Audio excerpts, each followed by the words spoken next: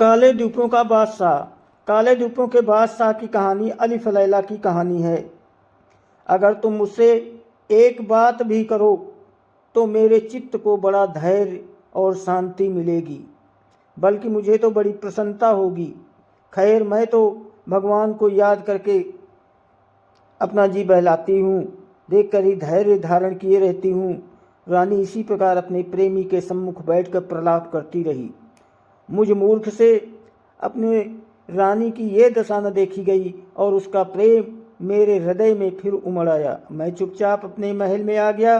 कुछ देर में वो किसी काम से महल में आई तो मैंने कहा कि अब तुमने अपने सगे संबंधियों के प्रति बहुत शोक व्यक्त कर लिया, अब साधारण रूप से रानी जैसा जीवन बिताओ।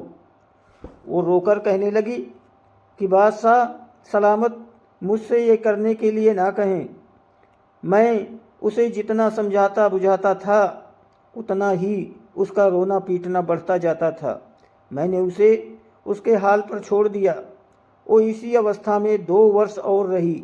मैं एक बार फिर शोकागार में गया कि रानी और हफ्सी का हाल देखूं।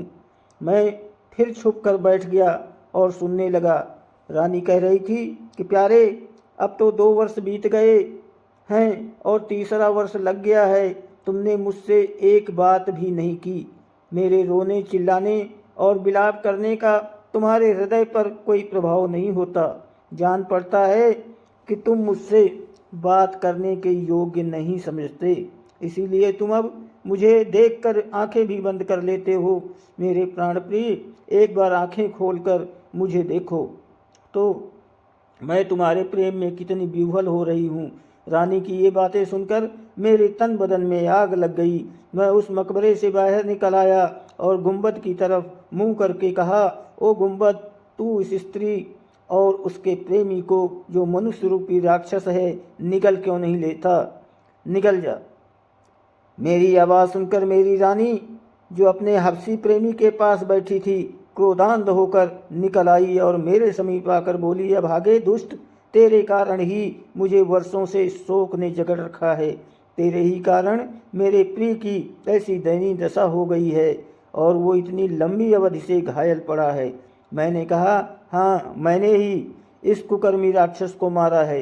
ये इसी योग्य था और तू भी इस योग्य नहीं कि जीवित रहे, क्योंकि तूने मेरी सारी इज्जत मिट्टी में मिला दी है। ये कहकर मैंने तलवार खींच ली और चाहा कि रानी की हत्या कर दूं, किंतु उसने कुछ ऐसा जादू किया कि मेरा हाथ उठ ही न सका। फिर उसने धीरे धीरे कोई मंत्र पढ़ना आरंभ किया जिसे मैं बिल्कुल न समझ पाया। मंत्र पढ़ने के बाद वो बोली, अब मेरे मित्र की शक्ति देख। मैं आज्ञा देती हूँ कि तू कमर से ऊपर जीवित मनुष्य रह और कमर से नीचे पत्थर बन जा। उसके ये कहते ही मैं वैसा ही बन गया जैसा उसने कहा था, अर्थात मैं न जीवित लोगों में रहा न मृतकों में। फिर उसने शोकागार से उठवाकर मुझे इस जगह लाकर रख दिया। उसने मेरे नगर को तालाब बना दिया और वहाँ एक भी मनुष्य नहीं रहने दिया।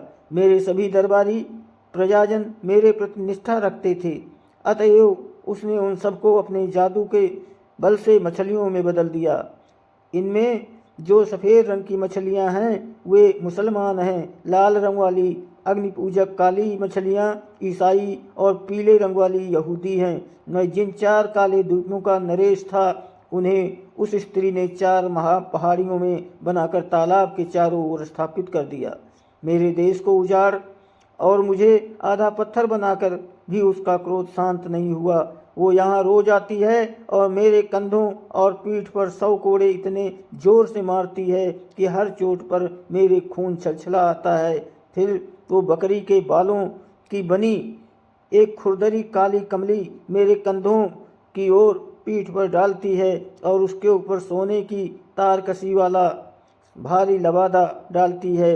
ये वस्त्र वो मेरे सम्मान के लिए नहीं बल्कि मुझे पीड़ा पहुंचाने के लिए करती है और मेरा मजाक उड़ाकर कहती है कि तू दुष्ट तो 4 द्वीपों का बादशाह है, फिर अपने को इस अपमान और दुर्दशा से क्यों नहीं बचाता?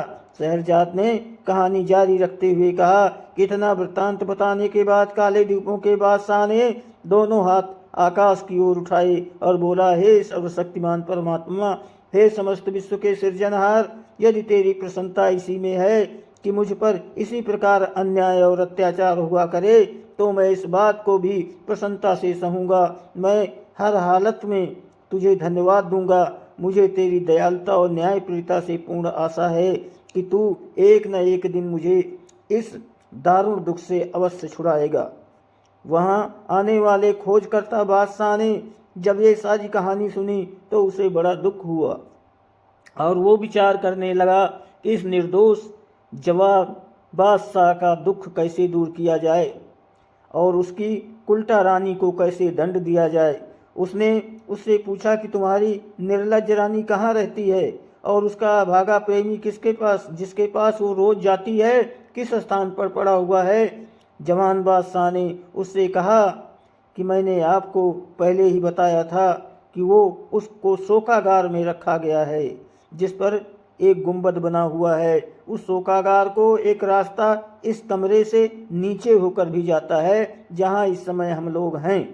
वो जादूगरनी कहाँ रहती है ये बात मुझे ज्ञात नहीं है, किंतु प्रतिदिवस प्रातःकाल वो मेरे पास मुझे दंड देने के लिए आती है और मेरी मारपीट करने के बाद फिर अपने प्रेमी के पास जाकर उसे कोई अरक पिलाती है जिससे वो जीवित बना रहता है। आगंतुक बादशाह ने कहा कि वास्तव में तुमसे अधिक दया योग्य व्यक्ति नहीं होगा। तुम्हारा जीवन वृत्त तो ऐसा है कि इसे इतिहास में लिखकर अमिट कर दिया जाए। तुम अधिक चिंता ना करो, मैं तुम्हारे दुख के निवारण का भरसक प्रयत्न करूंगा।